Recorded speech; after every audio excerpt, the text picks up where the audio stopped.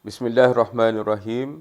Assalamualaikum warahmatullahi taala wabarakatuh. Kita jumpa lagi di channel Pak Nikdin, channel yang membincangkan topik-topik ekonomi dan bisnes bagi membantu anda menjadi usahawan yang lebih cemerlang di dalam mentadbir, mengurus dan memimpin perniagaan masing-masing.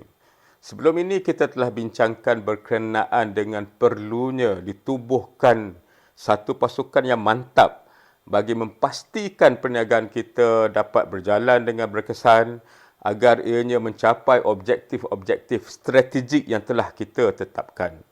Di antara perkara yang perlu diambil kira di dalam pembentukan pasukan yang mantap ini ialah membawa masuk ahli-ahli pasukan yang diperlukan berdasarkan dengan ilmu, kemahiran, pengalaman dan juga nilai yang ditetapkan terlebih dahulu. Sekiranya orang-orang yang kita hendakkan itu belum berada di dalam perniagaan kita, tentunya kita perlu membawa mereka masuk daripada luar. Jadi apakah isu-isu yang ada di dalam membawa masuk ahli-ahli pasukan yang baru? Ini penting supaya mereka benar-benar menepati kehendak perniagaan kita dan apabila mereka masuk dan menjadi ahli pasukan kita, mereka menyumbang secara positif dan tidak menimbulkan isu-isu lain yang boleh menyebabkan ahli pasukan yang ada tidak dapat menerima mereka dan ada macam-macam isu yang perlu kita uruskan pula daripada perkara ini. Sebelum kita bincangkan dengan lebih lanjut beberapa isu berkenaan dengan pembawaan masuk ahli-ahli pasukan yang baru di dalam perniagaan kita, sekiranya anda telah dapat manfaat daripada video-video yang dikongsikan di channel Pak Nikdin ini, maka kongsikanlah video-video kami di kalangan rakan-rakan usahawan anda yang lain. Ajak mereka beramai-ramai untuk subscribe channel Pak Nikdin ini agar kita perluaskan lagi ilmu-ilmu berkenaan dengan ekonomi dan bisnes di kalangan para usahawan di negara kita. Untuk membawa masuk ahli-ahli pasukan yang baru, ada beberapa isu yang perlu kita fikirkan juga. Yang pertama ialah bagaimana kita nak mencari, mengenal pasti mereka dan meyakinkan mereka bahawa perniagaan kita merupakan wadah yang sesuai untuk orang-orang ini menyumbang dan membina kerjaya masing-masing. Yang kedua ialah berkenaan dengan isu-isu yang perlu kita ambil kira agar ahli-ahli pasukan ini menyumbang dengan positif dan tidak menimbulkan masalah-masalah lain yang menyebabkan maksud pembawaan mereka ke dalam perniagaan tidak tercapai.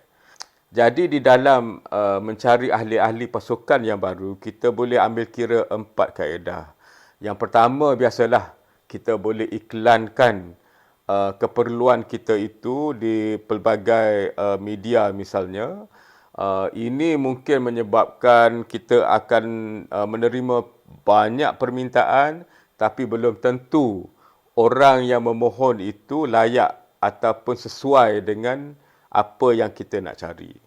Yang kedua ialah kita boleh gunakan pekerja-pekerja yang ada, rakan-rakan perniagaan kita yang lain untuk membantu kita mencari orang-orang di luar sana yang menepati dengan kriteria ataupun kehendak kita.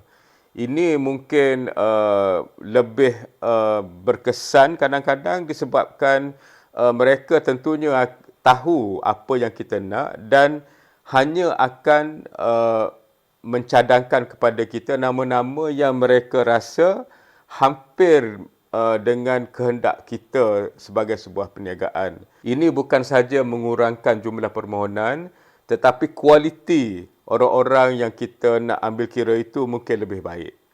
Yang ketiga, kita menggunakan perkhidmatan orang-orang profesional yang kerjanya memang membantu perniagaan-perniagaan ataupun organisasi mencari bakat-bakat yang mereka kehendaki. Cuma masalahnya ialah kadang-kadang orang yang mereka cadangkan itu pun mungkin tidak sesuai dan juga kos menggunakan perunding-perunding untuk mencari bakat-bakat baru ini bukannya murah juga. Kadang-kadang kita kena bayar 3-4 bulan gaji orang yang baru masuk kepada mereka sebagai yuran perkhidmatan mereka. Jadi mungkin kosnya tinggi. Yang keempat ialah kita menilai bakat-bakat yang ada di dalam perniagaan. Mungkin ada yang hampir-hampir sama dengan kehendak kita, mungkin ada yang masih jauh. Jadi kita kena timbangkan jugalah sama ada kita mahu naikkan orang dalam kerana di antara kelebihannya ialah kita sudah tahu hati budi mereka, perangai mereka di samping ilmu, kemahiran, pengalaman yang mereka ada dan juga nilai yang mereka pegang semasa mereka bekerja dengan kita. Jadi 4 proses ini akan membantu kita untuk mendapatkan nama-nama calon-calon yang dipertimbangkan untuk kita ambil. Tapi yang pentingnya ialah bagaimana kita menilai kesesuaian mereka. Jadi ada 2-3 perkara yang penting yang perlu kita ambil kira di dalam menilai mereka. Yang pertama ialah ilmu, pengalaman, kemahiran. Ini penting kerana itu merupakan asas kepada mengapa kita mahu mereka masuk ke dalam perniagaan kita. Sebab sekiranya kita sudah ada orang-orang yang mempunyai ilmu, kemahiran, pengalaman yang sesuai, mungkin kita tidak perlu membawa masuk orang luar.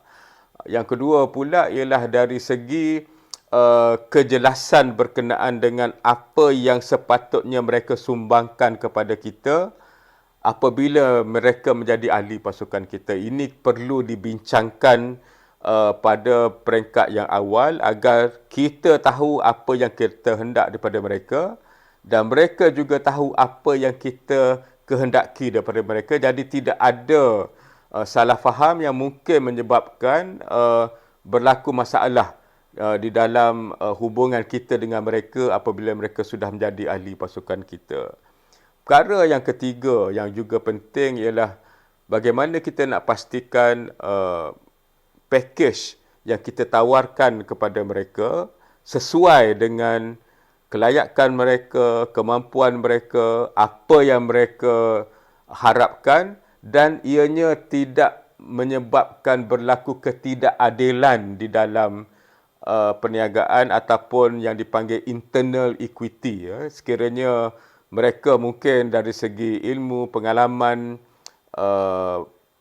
kemahiran lebih sikit saja daripada ahli-ahli pasukan lain yang ada, tetapi sekiranya gaji mereka ataupun pakej pekerjaan mereka berganda-ganda, ini mungkin menimbulkan rasa tidak puas hati juga di kalangan ahli pasukan yang ada. Jadi sekiranya ini tidak diambil kira, mungkin ianya juga akan memberi kesan negatif kepada ahli-ahli pasukan yang sudah lama berkhidmat kepada perniagaan.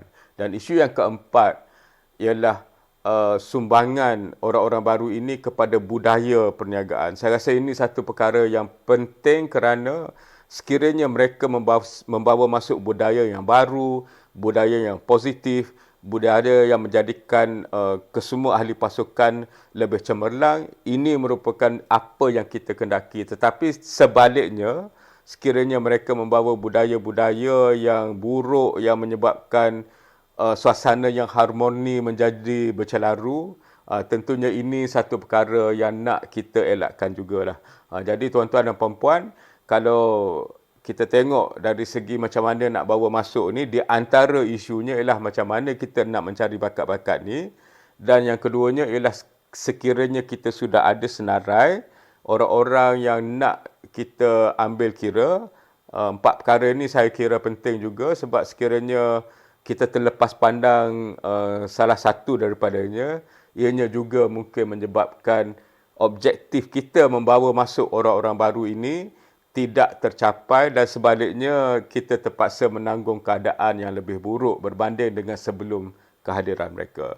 Jadi tuan-tuan dan puan-puan, di dalam mentadbir, mengurus dan memimpin perniagaan, pembentukan ahli pasukan ini penting. Kita telah bincangkan berkenaan dengan mengapa ahli pasukan yang mantap merupakan kunci kepada kerjayaan perniagaan. Channel Pak Nikdin ini juga menawarkan pelbagai topik-topik penting dalam pentadbiran dan pengurusan perniagaan. Jadi anda boleh tonton video-video kami dan semoga ianya membantu anda menjadi usahawan yang lebih cemerlang dalam mentadbir, mengurus dan memimpin perniagaan masing-masing. Sekian, wabillahi taufiq wal hidayah. Assalamualaikum warahmatullahi taala wabarakatuh.